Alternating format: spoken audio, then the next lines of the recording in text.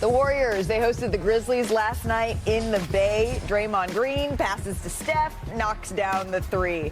Next Warriors possession here, Shannon. Curry finds Green, who throws it up to Kuminga for the dunk. This is a dream. Draymond Green being able to be facilitated on the inside, but of course, when you're seeing these types of plays. Jimmy Butler gets the ball, goes coast to coast for the layup, plus the foul. So Butler had 25 and 5 in this game. Kuminga 25 and 10. Early in the third quarter here, Green passes to Butler, kicks it out to Podziemski. This ball movement. It's kind of looking like strength in numbers. It is a little bit. It's kind of looking like a team you should believe in. 23 for Podziemski, and then Kuminga kicks it out to Moses Moody.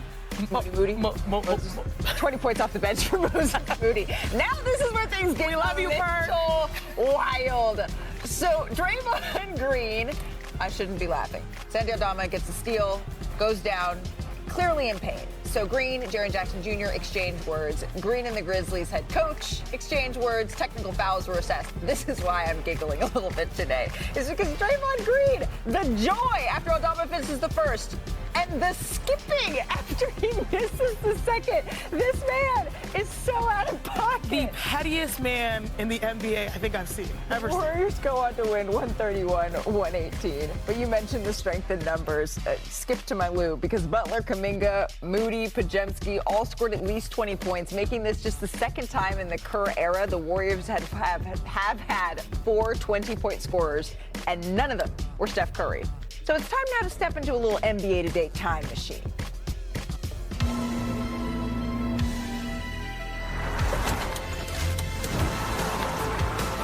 Stephen Curry, the new phenom. James Harden there, the number 3 pick in the first round. You've got the opportunity to bring him along slowly. Great pass across. Stephen Curry in the middle of a lot of it. He has a feel for the game, and he really has jump-started this club. Can you believe it's been 17 seasons since these future Hall of Famers, since their careers began? Wow. Steph Curry, James Harden, they will face off tonight, the Clippers and the Warriors. So that brings us to the debut of a new segment. We thought we would ask, we've made some statements on this show over the course of this season. We wanted to make sure that we were doubling down on those. First up, heading into tonight's Clippers-Warriors game, the Clippers, they're currently plus 1,700 to win the title this season. The Warriors plus 2,000. Perk, are you sure that the Clippers have a better chance than the Warriors to win a title? Are we sure what now? Are you sure? The who? The Warriors. Did the Warriors have a legit chance? I said, are we sure the Clippers have a better chance than the Warriors? The numbers say they do. Hell no. The numbers, hell no. I ain't never agreeing with the numbers in Vegas. That's them. I'm talking about what I'm feeling. Look, I told you the Warriors are my sleeper to win it all, and I mean that. Do you see the passion? Do you see how Steph is playing, the joy? Jimmy being a leader out there along with Draymond, but on top of that, Malika, Shanae, I'm depending on y'all. The role players are being what right now? Stars in their roles. There we go. So you get 25 points and 10 rebounds out of Jonathan Kuminga last night. Moses Moody come back and give you a 20-piece all flats off the bench. Podziemski is out there playing, being a star in his road to the T. He's developed a lot offensively. Hell no, the Clippers shouldn't be ahead of the Warriors at all. And the fact that the Warriors are getting back to what they did best, that made them a great team, development. It's not the fact that, Jonathan Kuminga had 25 points. It was that he was 9 for 14 and had 10 rebounds. He's doing what he needs to do to make this team successful. All right, let's see if Brian understands the game a little better, Perk. Next up, how about the Bulls? They defeated the Hawks last night to improve to 3-0 on the season. So Chicago has done this with a balanced attack, 6 players averaging over 13 a game. The Bulls have dropped plus 110 in 3 straight, 110 or more in 3 straight games to begin the season for the second time in franchise history. The last time was 85-86. That's when they had Michael Jordan. So, Brian, are we sure that the Bulls can't finish in the top 6 in the East? Did you just compare them to the Jordan Bulls? No, I'm sorry. No. Okay. Nope. That's our researcher SportsCenter over there dropping some numbers. So you said 6 guys over 13. There's like 9 players over 9 points a game. So that's terrific, team-wide scoring.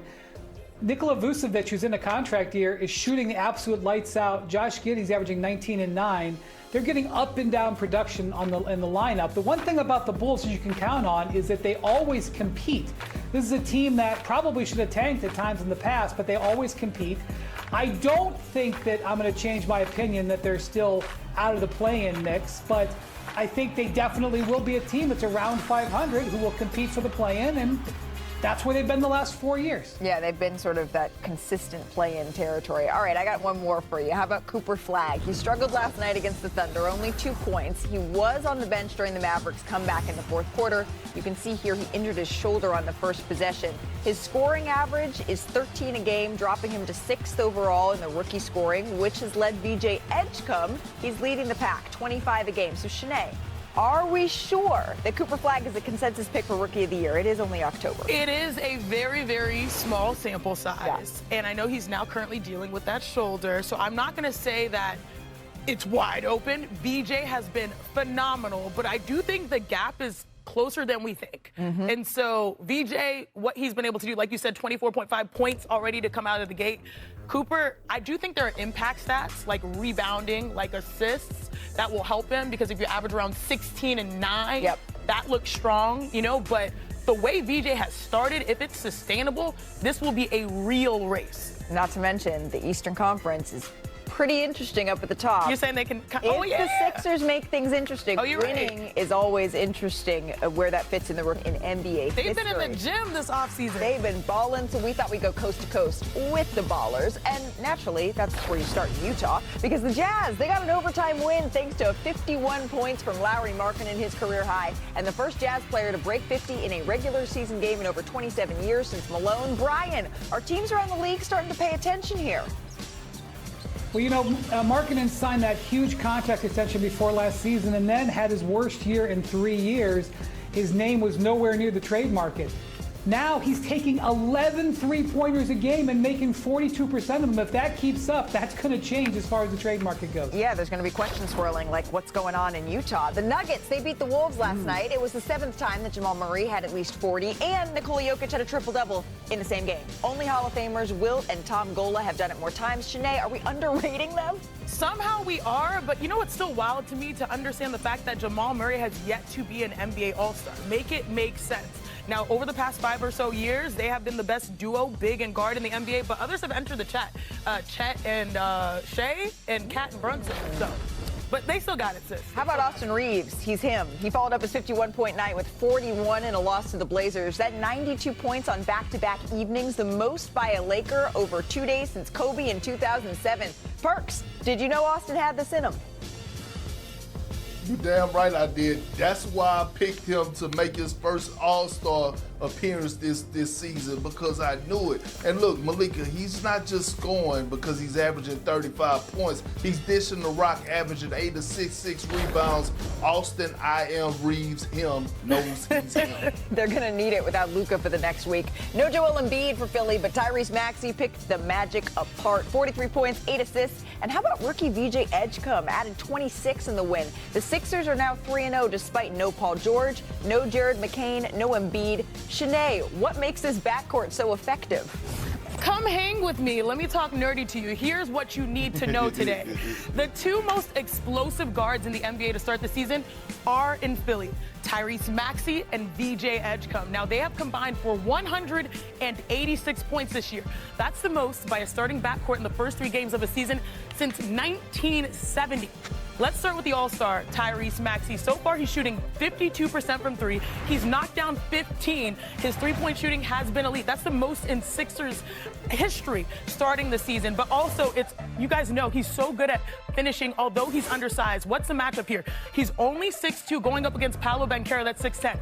But anytime you roll things back, we all know what LeBron James taught us, you're going to attack. Right here, he keeps the defender on his hip. There's someone that's great, Wendell Carter, for rim protection. It does not matter. He's able to kiss it off the top. Look at where he finishes a shot, this layup, in order to get it over the defender. He's very savvy with that. Tyrese Maxey has scored 111 points. more than the greatest in Philly, Allen Iverson, arguably, and right behind Wilt Chamberlain. And y'all know what they say about being in the stat line with Wilt. Now let's break down, though, his running mate, B.J. Edgecombe, the rookie. I knew you liked that one, Perk. He's known for his explosiveness. Paolo Banchero, he's chilling. This is where he does his damage. He's so great in transition, but hey, this is going to make the scouting report. Those types of defensive competitive plays, what does it lead to? An easy layup on the other side. That's VJ doing it. Look at the reach. Look at the contest. Again, now you know. Now you know. Now you're familiar with this game. And then again, his basketball IQ is just so advanced as a rookie. Here, there's drop coverage, and he's going to read it until the last second. So if you engage with the post, you have the shot. If you engage with the guard, you're going to dump it over to the post.